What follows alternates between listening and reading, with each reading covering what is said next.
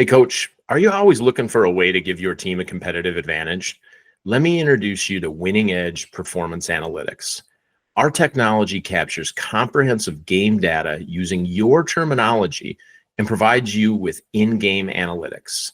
In real time, you're able to quickly assess your opponent's tendencies and perform self-scout on the sidelines. Winning Edge is designed to help you spot more opportunities during the game so that you're not left wishing you'd noticed something during film review. Plus, Winning Edge automates film tagging, so you can say goodbye to hours of manually tagging over the weekend and get more time with your family. Our product is also budget friendly for programs of any size. And as a Coaching 101 listener, you'll get a 20% discount off your first year with promo code 20 off Coaching 101. All one word, no spaces. If more family time and more wins sound good, visit winningedgeperformanceanalytics.com to schedule a demo. We'll help get your team the advantage that you're looking for. Football made simple. Become great at your craft by finding ways to make it simple for those around you. This is the Coaching 101 podcast hosted by Find a Way Productions with your co-host, Daniel Chamberlain and Kenny Simpson.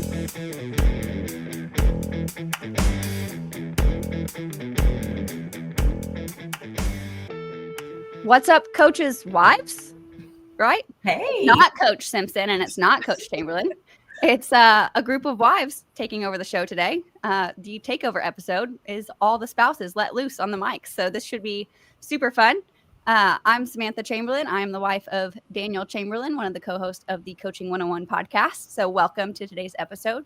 I will let everyone else introduce themselves. As I said, I'm the wife of Coach Chamberlain. We have two adorable little boys that we, run around the stadium with and anxiously wait for the game to be over just so they can take on the field themselves, which they did beautifully last Friday night. So we have chickens and goats and a PT clinic, and we do all the things. They started quad racing this year. He's probably talked about that. So we're all over the place all the time. And then you throw in football season. So life gets a little hectic. So we're going to talk about it. Jamie, if you want to introduce yourself, then we'll go around the room. I'm Jamie, married to Kenny. We've been married for 24 years. I think we figured that out this morning in class. And we have 3 kids, and I do sports graphic design, and we have some property businesses that we run. And I try to juggle all the balls behind the scenes so he can do all the things he has to do. So we're busy. Everybody's busy. I've discovered everybody's busy. It's just a different kind of busy. Yes. Yeah. Jessica, go ahead. We'll just go in circles. I am Jessica Collins. I'm Bo Collins' wife, and we have 3 kids. They are 14, 12, and almost 10. And so we are in multiple sports and the band and twirling. And so we are running around like crazy. I work at the local elementary school as in the special education room. And we have a side business where we clean some office buildings on the weekend. So just nonstop work and kids and staying busy. Corinne, go ahead. I am Corinne Stevens, and I'm married to my husband, Chris Stevens. We've been married for 26 years. He is the athletic director here at Emmanuel Schools up in Central California, and he's also head football coach for the JV team. And it's been really cool because he's coaching our son, so it's been a real special time. And we have triplets. We have 2 girls and 1 boy. They are 16. They just turned 16 in July.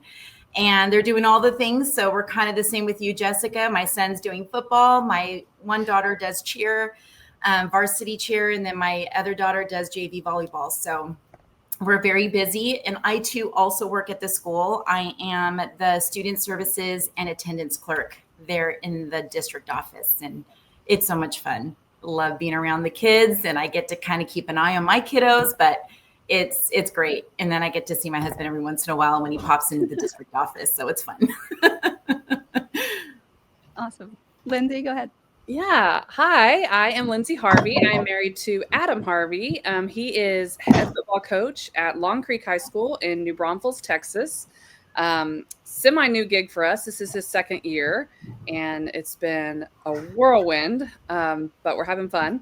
We have 2 boys. I have a 16-year-old son, and he is my musical guy. He sings. He is in musical theater. He's very talented. We don't know where he got that from. And then we have a 13-year-old son who is little mini coach, and he is all sports all the time, whatever season it is. That's what he's wrapped up in. So we stay very busy as well. Although Kareen, I feel like you win with triplets. I don't know if we can. But I work from home, which allows me in a tech sales company, which allows me to do a couple of other things. Just being able to be a wife and mom and show up at the school when I need to help and assist and volunteer, which I love. And then I'm also working part-time at my son's theater company as their program coordinator. So that's really where my heart lies, is just serving the teens there and serving the families and kids there. But it doesn't pay the bills. So you know how that works. That's awesome. Love those introductions. So in true 101 podcast fashion, we're going to have a quote of the week. And, that kind of got laid on me a couple minutes before this, but here we are. So it's one that is in my PT world a lot, but it's beliefs and expectations are the outcomes on which foundations are built. And I truly believe that. That was a Dr. Justin Dunaway quote. He is a physical therapist and a continuing ed teacher in the Institute of Excellence. He teaches a lot of the pain science classes and everything. So lots of research saying that what you believe and what your patients believe and what those expectations are play a true foundation in how those outcomes are going to present themselves. And right now I'm feeling that a lot with our second grader.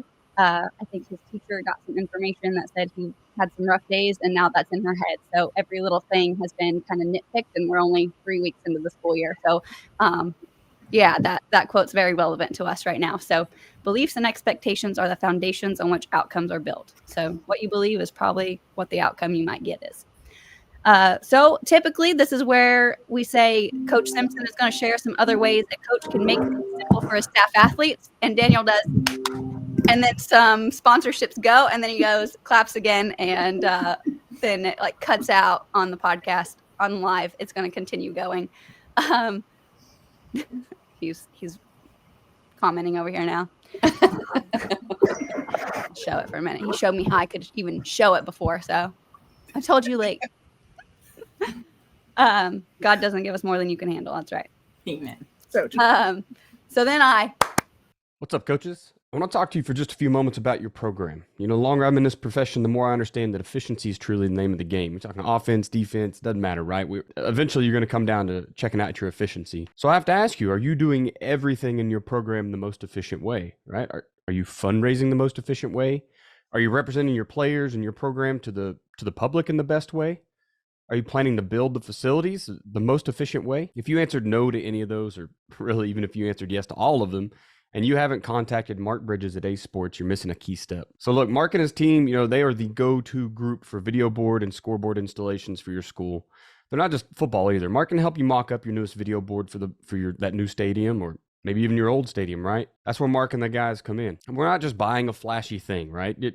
Yes, it's nice. It's pretty neat to have that big scoreboard, that big video board, but you're also, you're investing back into that program. You're investing into that newest fundraiser. Sure, you can keep selling your discount cards, your beef jerky, hosting pie auctions, whatever it is that you like to do. But let's just be honest with ourselves, guys. We're not making enough money for those big ticket items. For the big ticket items like turf, an indoor facility, that's where you need a big ticket item fundraiser. That's what Ace Sports is offering you today. Guys, I've talked to Mark several times now, all right? And it always comes down to big school, small school. Right? Well, of course, the big schools can afford that new video board, but the small schools really can't. It's just not true anymore, man. Your school isn't too small, and I promise. Okay, 1A, 2A schools, it doesn't matter. Mark and the guys, they're helping them out. Contact Mark today at mark.bridges@acesports.com and let him come give you a quote. Let him show you and your administration the plan. Not really, it's the cheat code, right? Let him show you the cheat code that is fundraising with Ace Sports video boards. Tell him Daniel sent you. This episode is brought to you by Athletic Speed and Movement. At athleticspeedmovement.com, we've taken Del Basquet's 45 years of speed and movement training and put it all in one place just for you. You can get the same training that NFL players have been getting for years, collegiate players have been getting for years, and now high schools across the nation are paying thousands of dollars to bring Del in to install his system, but we've got it online for you. It's time to help your team become faster, not just in the 40, not just their sprint speed, but between the tackles and their cuts while they're chasing down the quarterback. It's time for you to help them become faster everywhere. Jump over to athleticspeedmovement.com. There's an orange button there. Just click it. It says, get the keys to playing faster. You'll get the 3 core movement video from Dell. He's explaining the science behind it, all for just the price of your email. Check it out, athleticspeedmovement.com. And now we're back live. Another ad that I will say, not really sponsored by us, but I have the mic, so I get to. I don't have a sponsorship, but I'll just say, in addition to our current sponsors, tonight's episode is brought to you by Adaptable Physical and Occupational Therapy, where healing isn't about going back, it's about adapting forward. There you have it. That's my sponsorship of the day. So, what are we here for? We are here because as a wife, we get a firsthand look at the effort and the hours that go into preparing for and then executing a football season. It's been really funny for me to watch from a couple of standpoints. My sister got married last year to a football coach, and we went and got our hair done this morning. Yes, on a Sunday. It was odd, but it's okay. And she's like, he was gone from like 7 o'clock in the morning until 7 o'clock at night, and they were watching film all day. And I was like, yeah. Yep. And she's like, but he's home late every night. And I'm like, yep, it's football season. So it's just been kind of funny to see that come to life, as far as like having a few years as a coach's wife under my belt, and then watching a family member kind of go through it for the second year. But, you know, it's still pretty new, and he's at a different school. So, of course, the setup's different and all of that. So another thing that really goes into coaching is beyond the hours is being able to check off so many things throughout your week. There's so many things that they are doing behind the scenes and leading up to football season. And I was telling the ladies before we went live that when I was in high school, I was a band, I was a cheerleader, had to balance out the two, you know, and my dad dropped me off at band practice one time during the summer, and he stayed and watched for a little while, or got there early. I don't remember which. It was 20 years ago, wildly enough. You know, afterwards, he's like, I had no idea how much work went into a halftime show, because of course that's what we were ramping up for. And so he just had so much more interest and respect for band members and musicians, because of, you know, you have to practice so much placement, and there's so many little details that go into making a halftime show seamless, as far as playing the music, memorizing the notes, like where your placement on the field is, how you're getting to the next placement on the field, how you're doing. Like, there's so many things that when you watch it just as a audience member, it doesn't look that complicated. It's just like, it's amazing, it looks cool, it sounds great, but you don't think about all the work that went in to make that one cohesive halftime show. And so I feel like now, being a coach's wife, I'm getting to see that from you have no idea how much work a coach is putting in to Friday night, or, you know, whether it's basketball, baseball, whatever they're doing. Any coach that is showing up is putting so much more work in than anyone in the stands could imagine, if they don't have someone in their family that's a coach. Mm-hmm. If they have someone in the family that's a coach, they know, because there are missed events. There are like, where's so-and-so? Oh, he's at the field house. Where's so-and-so? He's in the coach's office, you know? So if you have a family member that's a coach, you understand. But if you don't, and you're up there yelling at the coaches, trust me, they don't need to hear it. And neither do the wives sitting next to you, because you have no idea how many hours are put into that behind the scenes. And so I just wanted to ask you guys, what are some things that you notice that your husband does behind the scenes that you know has to happen, or regarding football season, game nights, practice, whatever comes to mind for you? What are those behind the scenes things that people don't realize is going on to prepare for game night or for season? Well, I think even like as my husband being athletic director, there's a lot of things that go on that we don't realize that this can't happen until this happens. And if someone says no to that, then this can't happen.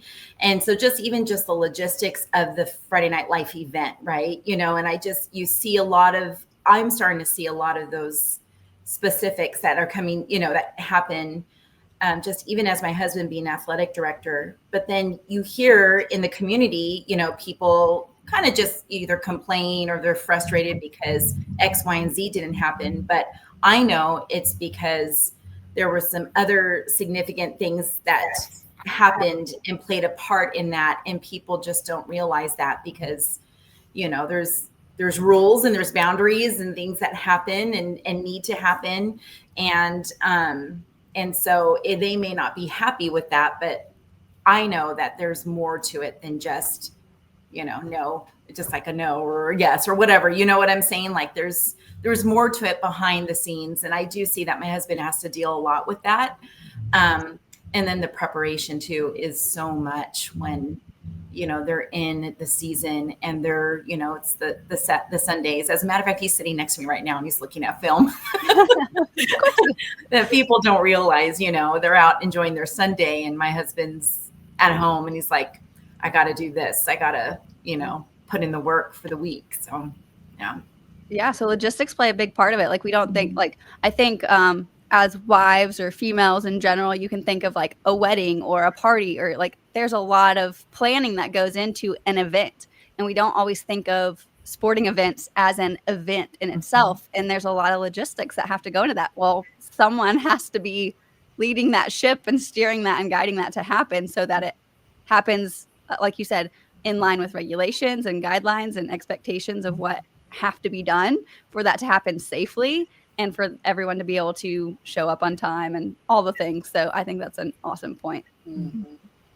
And I always think about too, I mean, there's the weekly planning for the game and that takes, we all know, so much of their time and effort, right? But they're also, and I know not every state is like this, but in Texas, they're teaching the majority of the day. So they also have to be a teacher. That is actually their full-time job, right? They are paid as a teacher with a coaching stipend. So they teach all day long and then have to coach after school, before school, and on the weekends, right? And do all their stuff in their extra time. And so I think people don't understand that all the time. I think sometimes they think that that's just what they do all day long. I know for my husband, he doesn't teach, but he's essentially considered one of the admin on campus. And so he's constantly dealing with behavior issues and students that aren't there or watching grades and, trying to get a hold of kids so that they can be out on the field on Friday night. Right. So there's just all these things I think that go into it outside of just the actual game plan, which, as we all know, does take a lot of planning and a lot of hours. Mm-hmm. Yeah, Lindsay, I was going to say the same thing. Bo is a high school math teacher. And so he teaches 4 classes of math and coaches junior high and high school football. And so he's also got grading to do at home on top of game planning.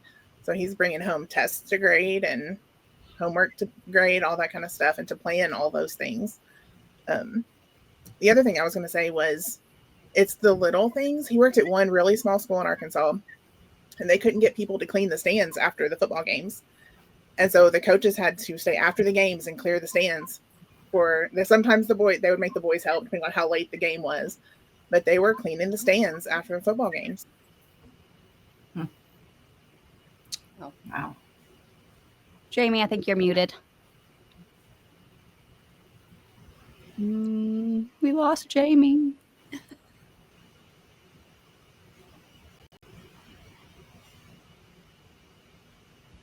Hold on. I'll find my tech guy. Oh. Hear me now? Can we hear you?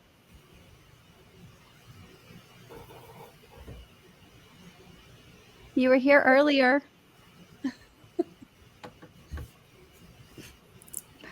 Hold on. I'm going to mute myself for a second. Yeah.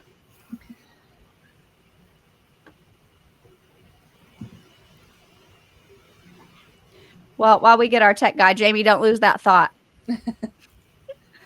That's also true for Oklahoma. So Oklahoma, you have to be a coach or a teacher and a coach typically. Head coach usually is like either in powerlifting or they have some other classes that aren't as book-based or one of the core classes. But for the most part, anyone that's not the head coach or AD is taking on your usual classes. And so that does play a big role. And I think they kind of touched on that on one of the recent episodes, is talking about how it's really hard sometimes to develop good coaches because they're having to focus on they basically have two different jobs throughout the year. So being able to be a good teacher, like you don't want to halfway do either job. And so being able to be really good at both becomes a big challenge in itself. Jamie disappeared. Back. I see her. No, verbally. Verbally. Audibly gone. She's there now. Are you there now? I can. You're here. She was Okay. gone. I swear. There's just going to be have a to whole walk thing. She'll be around. talking. There's gonna be- we all Well- saw it happen.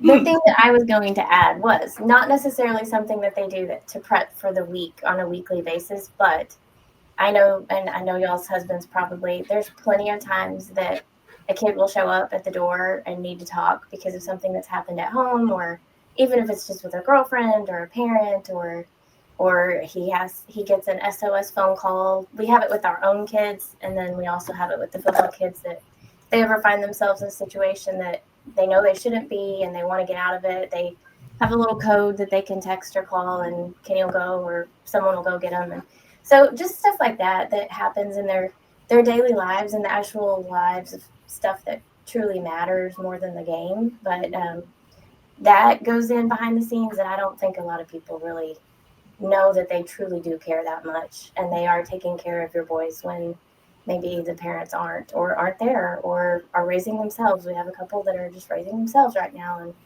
need some advice. I used to call them deck talks because I'd look out on the back deck and he'd be out there with whoever and just having their time together. So that's important, and it takes a lot of extra time too. Yeah, I think that role of counselor or guide, guide in life, mentor. One of Daniel's big mentors in life was one of the coaches he had, and we still talk to him, and we're always excited to go see him or to hear from him, whatever it may be. And so even if you have a good family life, sometimes you just need that other trusted adult to offload on. And I think coaches end up being that person a lot. So I love that Kenny does that, and that kids have that resource available to them and know that they can do that. My parents always gave me that out. They're like, if you ever need to use this as an excuse, you are welcome to. Mm-hmm. I actually told my mom the other day, I was like, Mom, if you need to use me or the kids as an excuse, like, oh, I can't, I got to watch my grandkids. I was like, I'm here for you. But it's just really nice to have that person in your life to be able to turn to in those times that maybe you don't, for whatever reason, you don't feel comfortable going to a parent, or if you don't have someone in your life that's there in that capacity. So coaches definitely fill that role. They probably see their coach more than anybody else because they're probably seeing them in the classroom and then seeing them at practice and then seeing them at the game. And, that's a lot of time with someone that can really shape who you are as a person. So I think that's an important aspect. And as wives, we can come alongside them and support that and be there for them. We've had our fair share of conversations with kids, and it's heartbreaking sometimes, but just being able to give them someone to vent to makes a big difference, and providing a meal here and there when we can or when they need it is a big thing. And I think Jessica's nodding her head like, yeah, food, please feed the kids. I was going to say the money that coaches spend on the football players. We have bought cleats. We have bought groceries. I know right now all of the coaches on staff are having one of the boys mow their yard so that they can give him money without just handing it out. Because he's a worker and he wants to work and he needed help. And so all the coaches are pitching in to help him out. Wow. That's cool. That's awesome too. Like being able to find ways. I think it's Broken Arrow. There was someone when we lived in Broken Arrow that it might've been the soccer team, but regardless, they had the team raised money by cleaning gutters in the neighborhoods. Like that was their team fundraiser. And of course it was great. Like you got a service, but it taught them hard work. It raised money for their team. Like it just became that's a really good idea. Mm-hmm. So I that's cool that some of the coaches are doing that, Jessica. So kind of moving on to our next thing is the how of being a coach's wife, and how do you support your family and support your husband and make things happen. So how are things different in season for the family versus off season? And what tips for mitigating some of the season struggles as a family and helping the family thrive do you have? I got to say, our philosophy has always been quality over quantity. Mm-hmm. And we constantly have to tell ourselves that, like, we don't have all the hours in the week that other families may have around the dinner table or whatnot. And so when we do have time together, we make it count, right? And so I just think we've kind of always tried to center ourselves around that. I know that when my boys were little, and even now, but when Adam would get home, he would be exhausted and he just wants to take a nap or needs to work on some more stuff. And he'd be like, nope, let's go throw the ball for a minute. Like he would just make that little bit of time before they went to bed count, and then he'd go back to work. I was just talking with some ladies that I do, like our community group ladies for church, and I specifically just said, we are kind of in the depths right now. And I think the one thing that I kind of just need prayer for this week is intentional time with my husband. We have just been passing ships. And so somehow we've got to find a way to connect during the week, right? And so there are just those moments where we have to find the time, even if it means staying up a little bit later or saying no to something else. I don't know. You've got to constantly be thinking, we've got to make that, got to make up for the lack of time we have with good time. Lindsay, I don't know when that conversation was today, but have you been able to think of something or set a time aside this week to make that to where it's not just schedules passing each other?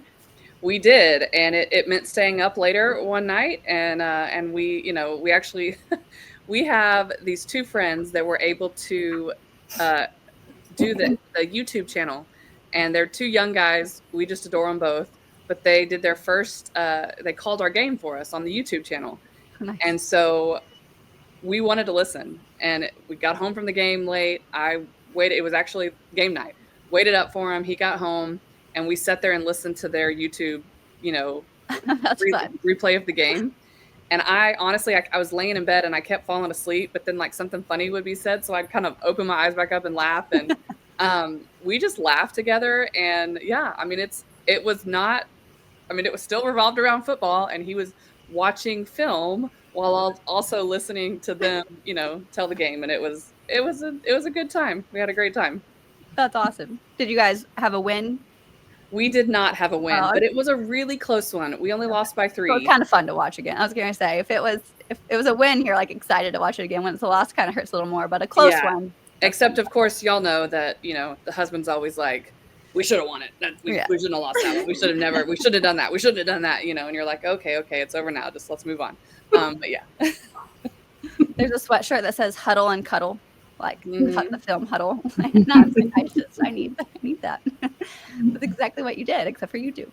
Exactly.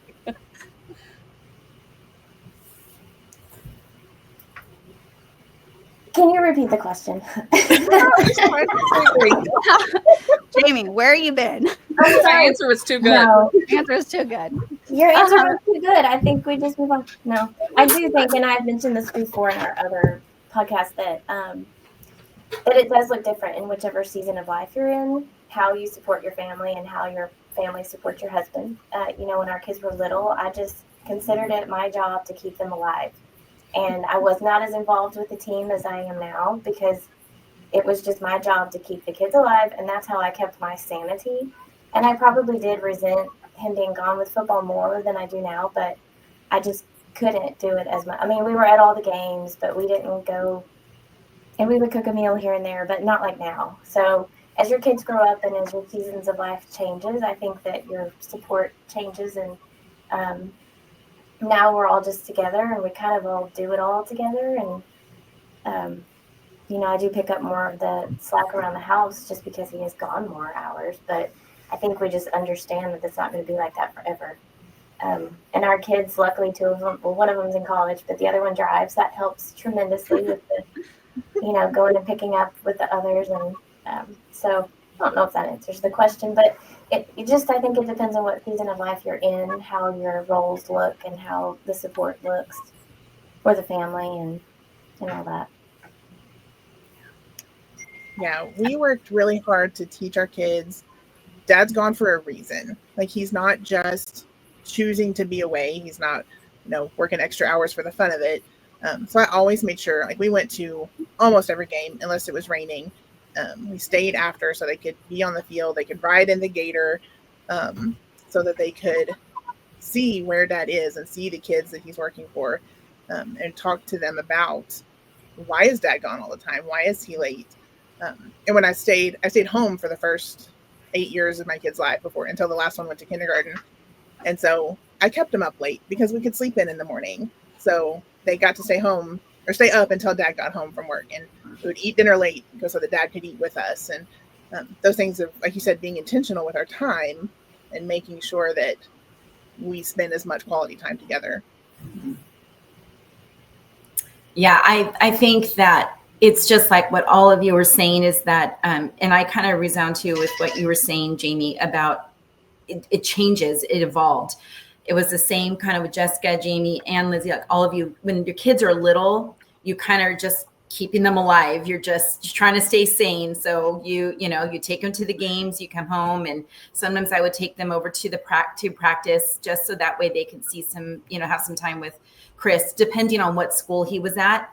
Because when they were younger, he worked at a school that was like 45 minutes away. So it was really hard. And that was probably a tough time for us because he was so far away. But now, because we're all there at the school and we're all doing it, and Chris is coaching Kai, now it's like we watch Huddle together. It's because I'm watching my son. So he's watching it to kind of from a coach's standpoint, and I'm watching it as a mom going, oh, look at that play. And, so it's great. But I think like the key is just intentionality, because, when you're in the season, there really is no magical formula to have that quality time. So it's like whatever time you get, you just have to make the best of it. And I don't mean it to sound bad, but I guess what I'm saying is that, if we have a moment on a Sunday evening, then we'll sit outside in the deck when it gets a little bit cooler and we'll chit chat. Sometimes it's just Sunday morning before church, have a cup of coffee and we go through and talk about the week. And sometimes, which is also a blessing, is because we're on the same campus, I'll text him and be like, hey, can we do lunch? And then we sit in his office and he'll lock his door just so that way we don't get any interruptions, and then we can chat. Sometimes if we have to talk about family matters or anything like that, we try to connect. But unfortunately for us at this time, I think it's just because it's so crazy. We don't have that, like, I would love to say like, oh, we have this special date that we go every, Friday or whatever. It doesn't work like that for us right now. Right now, it's just whatever little time we have, we try to make the best of it and be intentional. I do know that like what we do on the off season is we try to get away together, just him and I, after the football season. And that's just kind of our little like getaway. And after the season, just kind of, decompress and just enjoy some time. So we always try to do that. It just depends how we can do it. I don't know, but we always try to do that. And that's something that is intentional, and we try to do that. Coaching clinic getaways. That's where it's at, right? I love that idea of like going ahead and planning that though, like to have that to look forward to. Like, okay, yes, it's hard right now, but I know in 8 more weeks, in 6 more weeks, like you just kind of count down towards, we're going to have some time to just breathe, Mm-hmm. But resounding, it takes being intentional is what I heard. Like, it's just more of being intentional. And I really like what Lindsay said about the quality of that intentional time together. Like, maybe it doesn't have to be, a full hour, but if you can get 20 minutes of just focusing on each other or focusing on the kids or, playing outside, whatever it may be, it just sounds like as long as you can be intentional about that small amount of time that you have, it can make a world of difference for your week and probably your kids' week too. Like, oh, hey, they didn't have a timer on to say, well, you only spent 10 minutes with me. Instead, they were focused on how much fun they were having with mom and dad, right? Like that's what they're focused on. Like my kids are little enough now, 10 minutes means nothing to them. We went to the game Friday night. It is a far drive for us right now. So they're like, it takes forever. And I'm like, it's 3 episodes or whatever, like I have to put it in like movie time for them. And speaking of them, you guys all were talking about taking your kids, and like you just like nonchalantly mentioned taking them to the games like it was no big deal. I need to talk to you guys. Okay. It is not. It's definitely a big deal. Not that simple. This is not that simple. But we've all survived. Yeah, I've all survived, and it does give me some hope. I had a bag that stayed in the car, and it was only stuff they saw on Friday nights. And so it was new and fresh. Or I'd go to the dollar store and get something new, a new puzzle or a new coloring or whatever, or just find a grassy area and let them run. But we were unless it rained, like you said, or was icy or cold or something. We went to the games, and I was the same way. I got to stay at home, and so we would just sleep in the next day if we needed to. But yeah, I mean, it was just need to highlight how nonchalant you all were about that, because that is not my experience of taking my kids to the No. Like, this Friday was the best one we had. The football game had their attention for the first 2 quarters. Like, my oldest was asking questions about the game, like about rules and how things were going. I'm like, this is cool. All right. The youngest is just like the best cheerleader. He said, yay! Like, go Pirates! Like, he was just all for it without any cueing. It was fantastic. But like I said, that's game 1 of the season. Like, it's a lot different, deeper in. But no, like, do not believe that it was ever. It is up and down. Like, there is no just sitting in the stadium. We try to pick grass, or we didn't take. Jamie Simpson has a wonderful book. We're at a football game. It's so fun. There was a chance of rain, so we had umbrellas. So we did not take the book because we did not want it to get ruined. So I at least have another week of having them something new to do, or new for the season. But Jamie, that's a great idea though, about having little items that they can play with, that they that are new, so that way it keeps their attention. Like, I forgot about that. I don't know what it was with my kids, but they were hungry. It's like they had never eaten before, and like I starved them for the whole week. I had to pack like literally my whole pantry and refrigerator. They wanted all the snacks and all the drink, like all the time. They were just like, I just remember that, like having to take tons of food. Yes, I have a bag and it says boy mom and important boy mom stuff, but then underneath it says mostly snacks. It is, yeah. So I have a bag and it was all snacks. Yeah, please don't ever feel like, I mean, it was not easy. There were times where, but like Jessica said, we survived, and we have some great memories out of those times too. Like, yeah, I definitely think it's worth the work and the memories, but I just could not gloss over how simple you guys it was just because it's just life. You just do it, you go and you wrestle the kids, and you keep apologizing to the guy in front of you that your son keeps kicking because he's wallowing over you and waist deep upside down into the snack bag, and like, it's just a whole thing. And so it's just funny because I was like, hold up, like it is not. And you know what, though, Sam, it's a good point to make, because I think that it is okay as moms to give ourselves the permission to say we're going to stay at home too. I mean, Chris and I had to have those conversations and be like, you know what, this is not a good week. It hasn't been a good week, or you know what, I can't. I'm not going to deal with that today, and we're just going to stay home, and that's okay too. And I think that's important too to talk about, and for wives to kind of give themselves that permission to be like, we're going to cheer from home, and we'll, and I remember I used to do that sometimes, and Chris was bummed because he didn't have anybody to hug after the game, right? I mean, when it was like when the kids were like 2, 3, 4, 5, like, when and sometimes they were sick, of course, and all those things that happen, but I would make sure I'd be up when he got home, so then we can chat about the game, and then I'd sit and watch a little bit if he wanted to. Sometimes he was just exhausted and didn't want to. He would wait to do huddle like on Saturday or Sunday, but yeah, I love that, because you're so right. Like, there's some weeks that are just rough for everybody, or like the kids are having a rough week, whatever it may be, and they just need Friday to decompress and just not be in the hustle and bustle of it.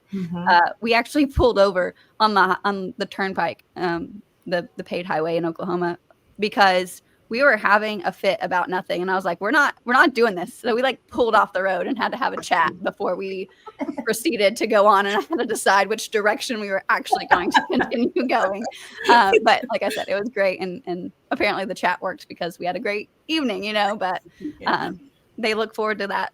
Like Jessica brought up again, like they look forward to being able to run on the field and see all the players and run to daddy and just be kind of a part of it. Like, it makes them feel like it's worth all the time away and all the focus that is not on them sometimes during the season. So very cool. Say, one of the biggest things about taking the kids to school or to the games was I sat with the other coaches' wives as much as possible.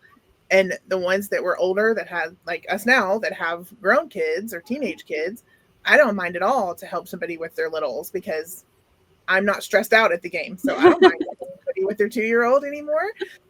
So having those mentor coaches' wives that were able to help me with my kids and, pick up the toy that got thrown, or, keep them from running off the end of the bleachers. We would like sit them in between us or something so that they could run back and forth. Yeah. And I also, we've got some young kids on our staff, actually a couple of brand new babies. And, you know, the other wives will always say like, I'm so sorry they're bothering. And I'm like, they are not bothering me. Like, girl, I've been there. Like, I have had a little 2-year-old at my side at this game. Like, I get it. Like, let me play with them for a minute. Right. You enjoy the game. I mean, so I remember I was the same, like, sorry, don't mind him. And they're like, people are like, no, he's cute.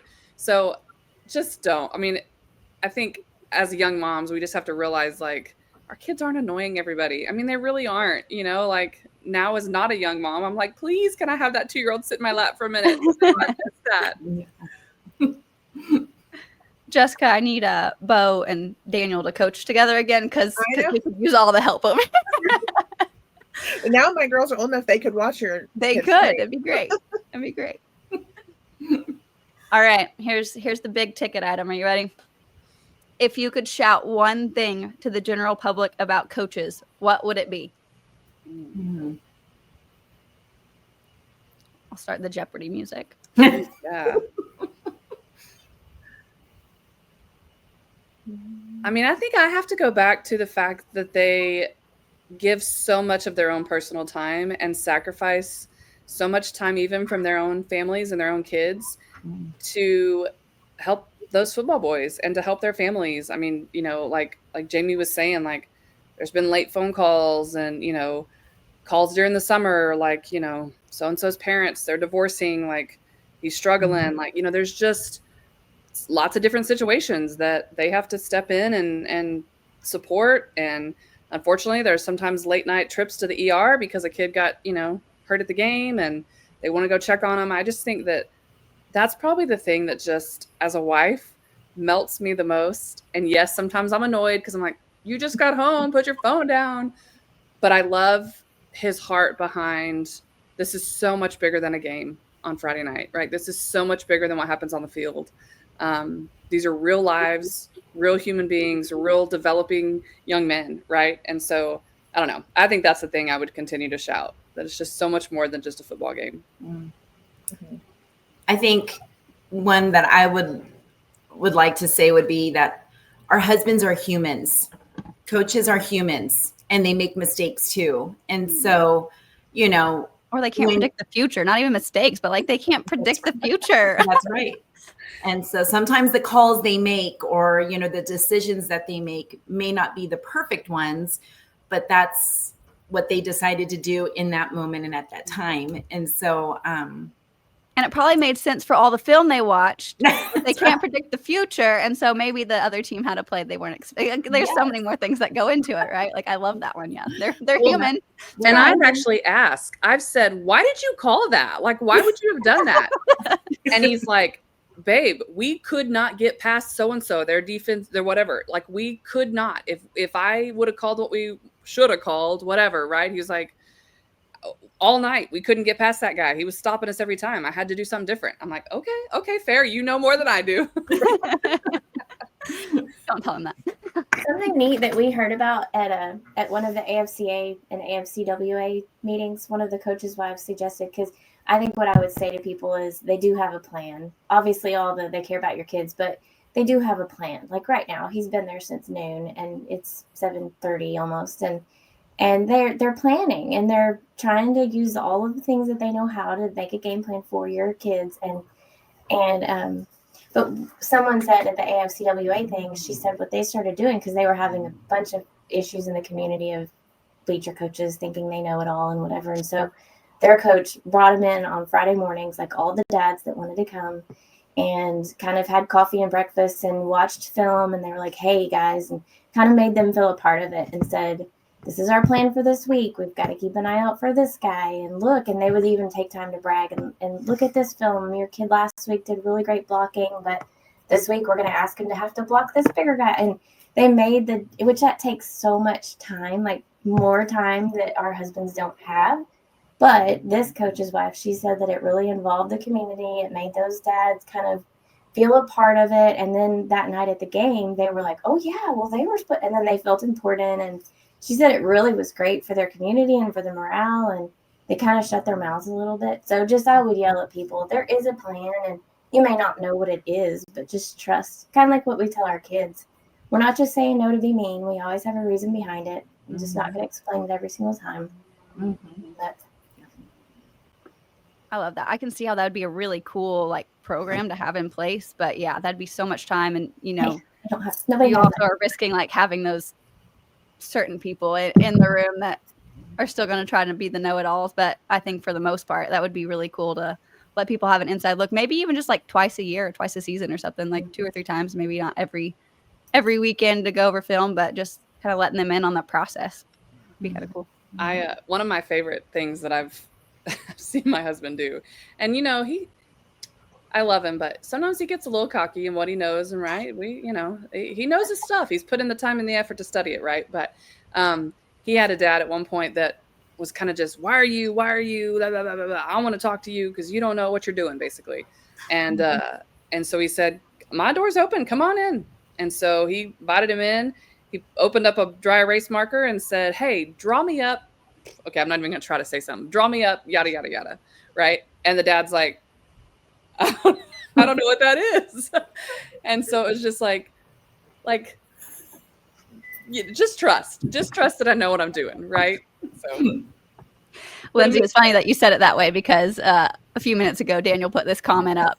How much X's and O's do you all really know? That is not what this episode is about, sir. So we're not going to answer that question right now. But here's the deal. I have a feeling we know more than we probably should. Okay. We know more than some of the dads in the stands, for sure. Yeah, for sure. true. I edit Kenny's book. I know way too much.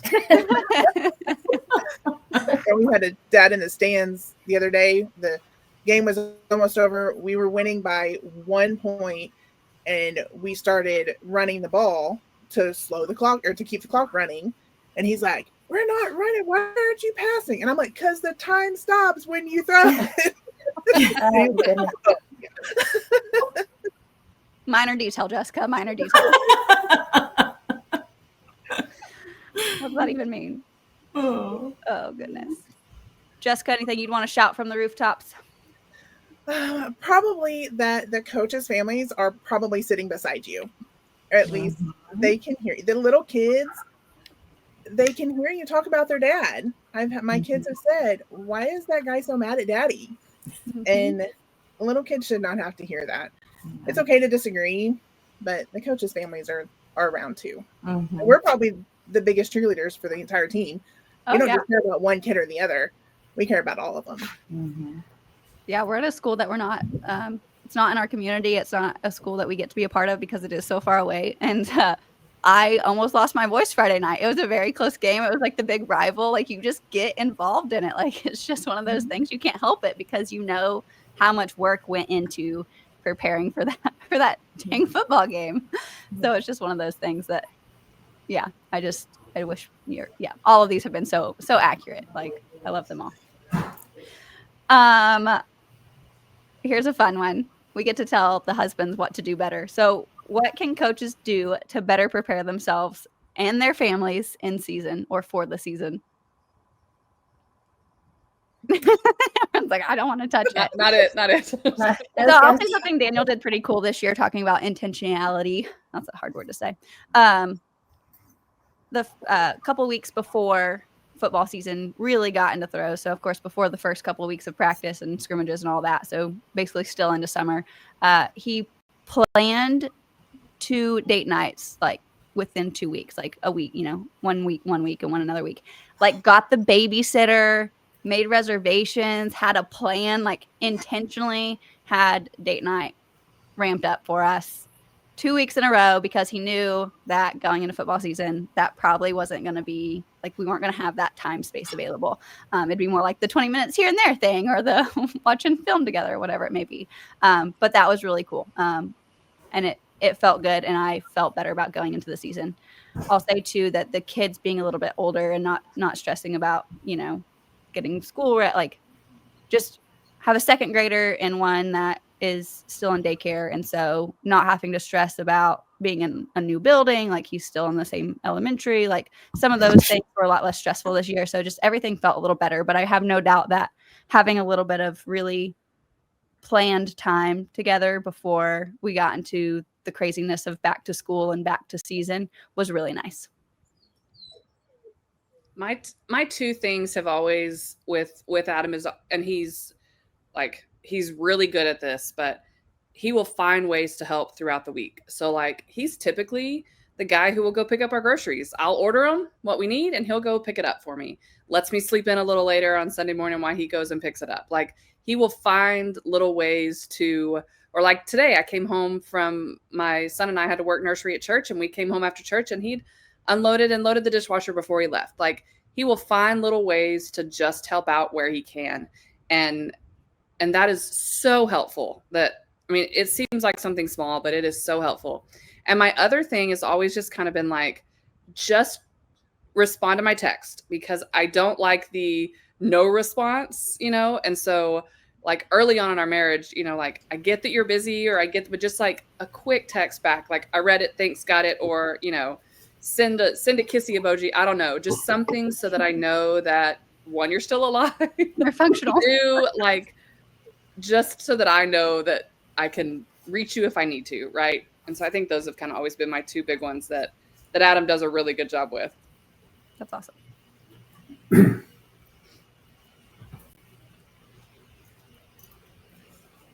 Did we lose Jamie again? He's going to think I'm crazy. What? Are you back? Hold on. Talk. Nope. You just sit there. Someone else gets to talk. What about now? Yay, you're back. It's connected to my phone for whatever reason. I was just gonna say, Kenny's always been good about being intentional too. You know, he'll plan right before the season hits something, a big trip or whatever, and then during the season. So, but a thing that I would ask, and I have asked, and he's gotten really much better about, is his phone, because you know he is busy and he's on that phone a lot. And so, if I'm trying to talk to him, or if he hears my voice start talking, I'm like, can you just look up, you know, or if I say, hey, right here, look, and just put the phone down and have a time limit, or that's just one thing that I would ask for him to do is, you know, after 9 o'clock or 10 o'clock, you don't really need to be responding to text, but I get it. If he doesn't do it then, he's not going to have time to do it during the day. But he's good too about seeing things that need to be done and picking up. And I've noticed too, when he does that, it makes me not feel as naggy about, you know, and then he'll want to come home to a happy home. Yeah, one thing Bo's really good at is over the summer, we do all of the home things, get the home completely caught up clean, the laundry caught up, the everything, the garage cleaned out, so that when we do start season, everything's prepped and ready to go, and we're not still playing catch up come August. So he's really good at being, again, intentional about making those things happen for us. Okay, I'm so sorry. What was the question? Because my son and my husband were talking. You're okay. I'll tell them, be quiet. What can coaches do to better prepare themselves and their families for the season? Yes. What does my husband do? Let's see. He kind of he does that too. Like he'll try to tackle those things on the off season that he knows, oh, I need to kind of spend like a honey-do list. He'll try to do those things on the off season. Although with being athletic director, coincidentally, it's so funny. Our fall is a little bit more low key. Winter and spring is Not crazy. as many games, yeah. Because of basketball and baseball, and there are multiple games a week. It's crazy. So he does that. Like I said, we do like to try to make sure we have that time together, just he and I, after the football season. Maybe go away or do something together. And then during our dead period in the summer, he needs to get away. So we do some kind of vacation, even if it's like, if money's tight that summer or that year, we try to get away and do something as a family. He needs to kind of be away from the home and just kind of do something with us and be together as a family. So I know that, I don't know.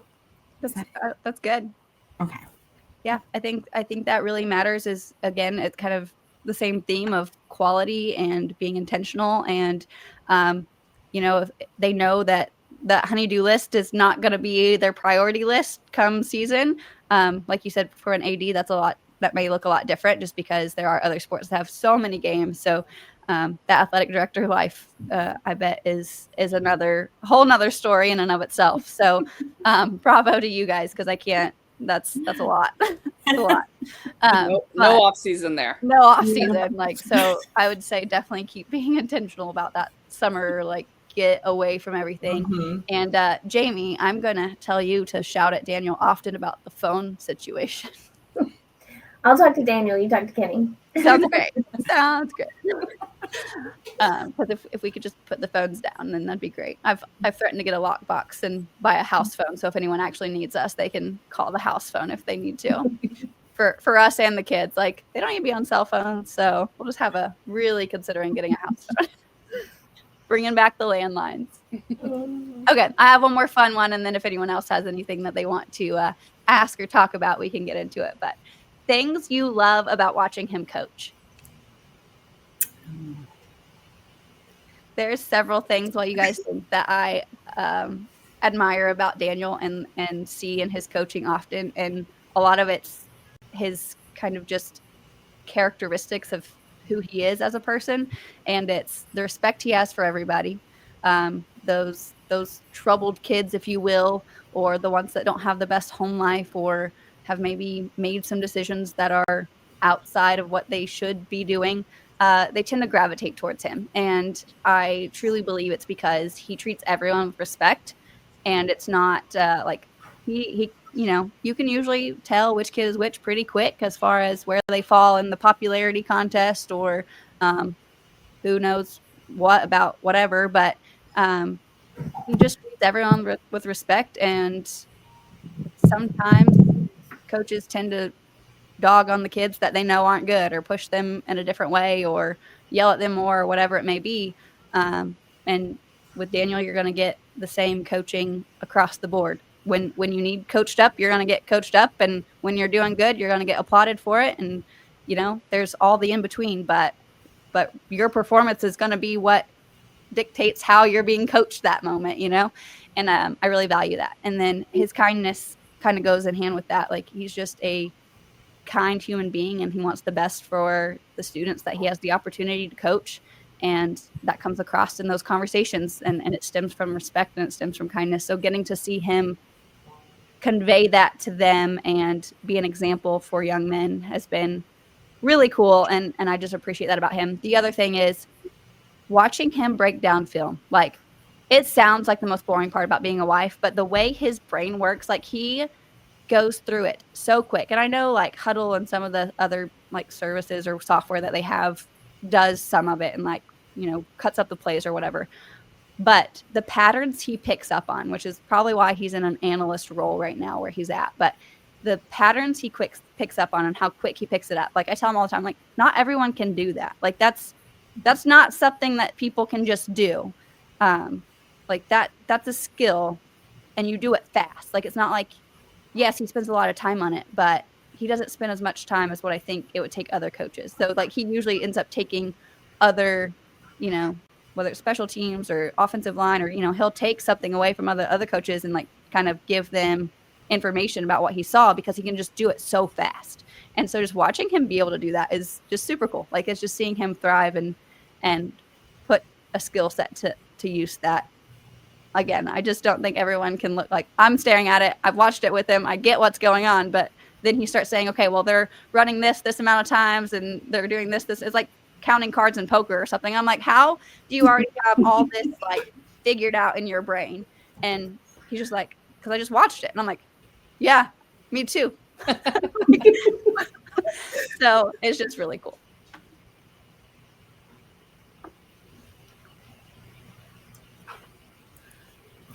I think it's cool to see my husband be very he's intense out there, but he's not like a yeller or anything like that. He's very much, he's a student of the game, but he's also a teacher of the game too. He loves to learn. He loves to break down film, which I just have so much respect for him and seeing him do that. But then when he's out there coaching the boys, even my son, he is teaching them. He's not like yelling at them. He'll look at them and you can see like if it's a real intense moment, you can see it in his eyes, but he's always calm, collected, and always just smooth. So I always say my husband's just like this. I'm like this all the time, but he is just always just calm, cool, collected. He can, doesn't matter if we're losing by 100 points or if we're winning by 1 point or, if we're winning by 100 points. He's just the same. And I think that speaks a lot to him and his personality and just the example that he shows the boys, because he's, like I said, he doesn't really yell at them. He doesn't get mad at them. He doesn't ever grab their helmet or anything, but he's teaching them, and he's constantly just like controlled. And I think the boys see that, and that brings it to them, So I love seeing that and watching him. That's awesome. I think every team needs that coach. It's funny because one of my favorites about him, like the last few years, he's been in the box, so I don't get to see this, but you saying that reminded me of watching him on the sidelines. He's not amped up in like a negative way, but like if they're doing something good, he is running, like sprinting down the sidelines. Like he has a lot of energy, and it was one of my favorite things about watching him coach when he's on the sidelines is just like he would get just as excited as the boys with them, and I think they liked that too. But there always had to be the coach that was like the steady, like you need that steady state coach there too to like keep it even killed there. But that's awesome. Yeah. I think mine is just, he does such a good job in building relationship with the kids that he can yell at them on Friday night. Right. And it doesn't break any relationships. As a matter of fact, I feel like it builds it stronger. He cares. Like he wanted me to do that. Yes. And I think they know that. Like they know that he's on me because he loves me and cares about me and wants me to be better. Not trying just to convey that message quick. Like I don't have time to be sentimental right now. Like yeah. And we, we've got relationships with kids that have long since graduated that now have kids of their own, and we meet up with them on occasion. And just the respect that I still see in their eyes for him, looking to him now that they're fathers, and that just always like that just kind of melts my heart. And that's probably my favorite. I mean, I will always give a good shout out for a headset and a backwards hat, and the play sheet in the back pocket. Like it looks good on him, but I don't know. It's that kind of stuff that just like, it's great to see, when he jumps up and, chest bumps a guy coming off the field after a good tackle or whatever, like that just kind of stuff. That's my favorite part. The backwards hat had to get brought up. Scott, For you, Daniel. Okay, well, I'm glad you said something because I was going to say something, but I didn't want to be like, Coach's Wives After Dark. I feel like it does look good out there. So I was trying to keep it very. I mean, we can take it there. They look good in their khakis. We can't deny it, right? Well, I was trying to narrow it down, but I truly believe coaching is one of Kenny's gifts that he's been given. He's very talented with it. He's very creative with it. He cares about the kids. I think he holds them accountable. He can yell at them, but they know that he's just doing it so they'll be better. But then he stands up for them. He's ferocious and fierce in standing up for them if somebody else were to try to come at them. And, whether that's wanting the best for them and going to the admin for something, or, if somebody else is just being silly and being mean to the boys, he's not going to allow that. But I truly think that, being smart and being able to figure out stuff, he can wrap his head around things and change things so quickly and adjust. And it just blows my mind. And sometimes there'll be a play or something will happen amazing, and we'll say, well, what was that play? I don't recognize that. And one of our coaches, Coach Bo, he'll say, well, that was Simpson draw in the sand. And they'll come up with it on the fly, and it works. And that's just, it's his gift, and it's fun to watch him excel at his gift, and it's natural for him. And yes, the backwards hat. Backwards hat. Mess with that backwards hat. Is it unanimous? The backwards hat is like in, right? Like, yeah. Because I know some people are like with a headset in high school, the backwards hat or whatever. Like I had someone comment about that. I'm like, well, it has its place. Okay. I also had this Friday, or it wasn't Friday. We played on Thursday this week, but on game night, I was walking onto the field after the game, and the band booster president stopped me, and she said, "Your husband gets brownie points tonight." And I was like, "Oh, why?" And I was actually late to kick off, so I missed the very beginning. But she said when they first came out, he had all the football players go over to the band and like cheer for the band and like give the band a shout out, like thanks for being here and encouraging them. That's And awesome. she was like, your husband just does things so differently than so many other coaches. And she was like, it shows what he's teaching these boys. And I was like, I mean, I was a puddle. I mean, I was like, that is so cool. Like, yeah. So I just thought about that one as you were talking. Yeah. Very cool. So mine is the selflessness, the giving so freely of the time. You know, we are one of the closest coaches that live close to the school. So he's one of the first up there on Saturday morning to change the laundry over. Because he knows, you know, everybody else has got to drive 20, 30 minutes and we're just 5 minutes away. But he's up there 2 or 3, 4 times on a Saturday or a Sunday changing laundry over. And the other coaches do too. You know, I'm not saying they don't come up and do it, but the extra time, you know, he's one of the last ones to come and see us on the sideline because he's putting away the stuff over here. And I'm over there going, okay, like it's late. Can we? But he's selfless and he thinks of other things that need to be done first and tries to get those things done and then come over and see us.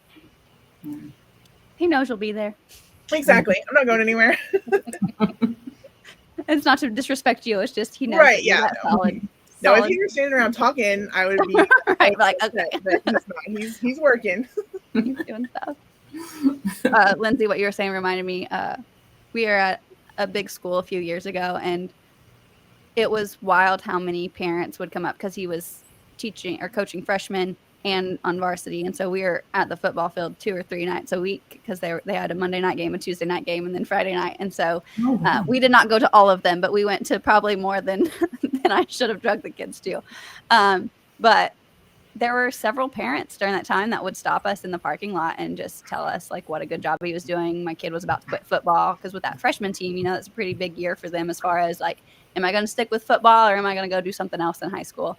And it was really cool because it was parents that you wouldn't have expected to wait to talk to you or to speak up about a compliment because, you know, everyone's real quick to, you want to cover your ears what they have to say, but you know, there's not, which we haven't had much of that luckily, but it's just one of those things that to take their time out and, you know, see us walk in the parking lot and say, hey, I want to just let you know you've done a really good job with my kid, and that makes a big difference too. And they love those compliments. So if you have a kid on a team and you feel like their coach is making a difference, let them know because that never gets old and helps in those hard moments when things aren't going the way you want them to. So send your coaches emails. This is the public service announcement of the day is if there's a coach making a difference in your child's life, then please let them know that they're doing a good job. It doesn't have to be lengthy and super sentimental, but just a, hey man, you're doing a good job is, or hey lady, you're doing a good job, whatever.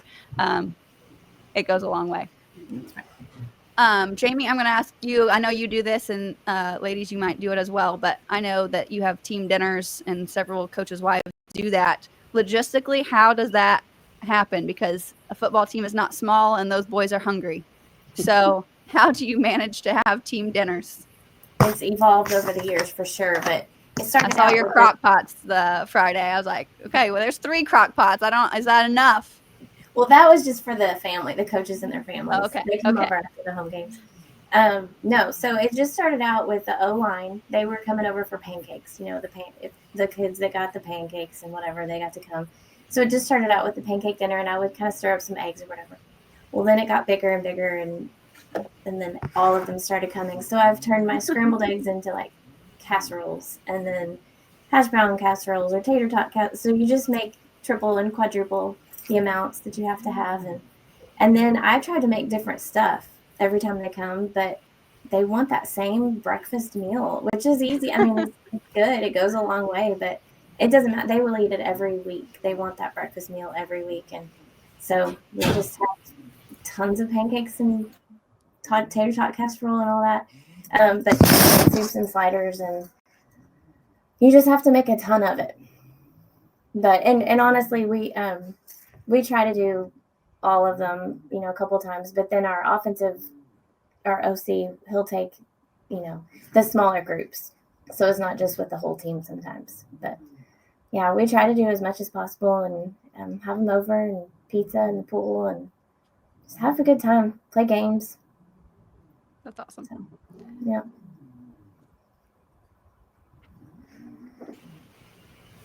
Anything else anyone want to add? No. Closing it out, saying goodbye already. That was a fun hour. Yes, it was. It went fast. It did go fast. If you guys are on social media and want to shout out where you're at or what you have going on or any podcasts, like if you don't have your own like social media presence or podcast or anything like that, feel free to tell us what your favorite podcast is, your favorite wife resource might be. I'll go first just so you guys can have a second to think. I am SamCDPT on Instagram or adaptable.pt on Instagram as well. You can find me searching those on Facebook, but primarily on Instagram. It's a lot of health content and feel better content. Primarily, I don't use it a ton otherwise, but if you need some tips or you're hurting somewhere, I can hook you up. I am. I'll be following. Yeah, you follow right along, send me a message, and I'll make a video to help you out with whatever's going on. Because perimenopause is great. Oh, we can have a long chat. Yeah, we can talk. I'll have all the tips for you. Where can we find you? I'm Corinne Stevens 1. That's my personal Instagram. And then actually my husband and I have a podcast too called The Friday Night Life. And so, and it's the Friday Night Life on Instagram, Facebook. I think it's TFNL podcast on Twitter. My husband kind of runs that one. I do more the Facebook and IG account, but yeah, come follow. What's with coaches and Twitter? That's like, I know. Okay on Twitter. But yeah, that's my husband's cup of tea. I kind of let him take over that part, and I'm the picture. I like pictures. Show me the pictures. I don't really know what my Instagram is, but I am going to plug my book. If anybody's interested, I'm at a football game. It's just like a seek and find kind of thing. And it could be different every field they're at. It's just, can you find 5 triangles? Can you find some stripes? What about a mascot? And kind of teaches them stuff. It's on Amazon. I'm at a football game. Yep. I've got a basketball one coming out, hopefully before basketball season. We'll see if that has time for that. But anyway. It's just such a great idea, Jamie. I wish we had that when the trips were little, especially my girls. They would have been all over that book. Oh. Well, I wish I had it when mine were little too. Everybody's mad that I didn't write it sooner. I said, well, you should have known. Although as an older mom, I have taken it to the games and shared it with the younger moms, and they've enjoyed that. They're like, "Thank you." So still useful in my world. Yeah. Good. And I do have another book. I didn't grab it, but it's just a children's book. It's called "Have You Ever Seen a Noopadoop?" And it promotes creativity with kids and kind of making them find their artistic side. And I get to go do school visits and stuff for that. And it's a lot of fun too. It's on Amazon also. Have you ever seen a Noopadoop? A Noopadoop. It's one of my favorite kid books to read, and just it's playful and it's fun and it's hard not to laugh while you're reading it. So yeah, it's fun. It's our own little Dr. Seuss, Jamie Simpson. I am Lindsay_Harvey on Instagram. I don't have like a major presence. I just post my life, all the things, my boys, and I just follow all my friends that do amazing things, like the Friday Night Life podcast.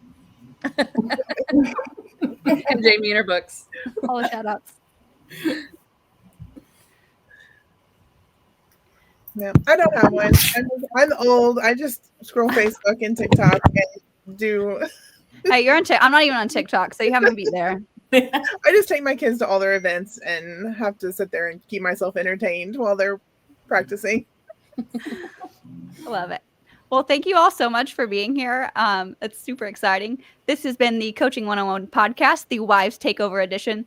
We want to thank you for being a listener of the Coaching 101 podcast. We hope you'll join us next week as we continue to make the complex more simple. Please consider subscribing to the show so you'll always know when the new episodes are out. We'll leave you with this. Oh, wait, Jamie has a task. I about forgot. We about messed up, guys. Uh-oh. It's not my role. Today's lesson. There has to be a lesson of the day. A lesson. And What not not to do. to do as a coach's wife. Yeah, what not to do. I am very strongly opinionated about this. We do not go to social media to air our issues or our upsetness, or social media is not the place for anyone to go and complain about stuff. So it's hard as a coach's wife to step back and not say, well, that's not the whole story. That's not even half of the story. And so don't respond to anything on social media. That's what not to do as a coach's wife. Got to tie your hands up instead of biting your tongue. Yes. Yeah, don't respond. Just turn it off. Put the phone down. We're right back to one of our other comments of the day. Put the phone away. Okay, we'll leave you with this. It's hard to beat someone who never gives up, no matter the situation. Find a way.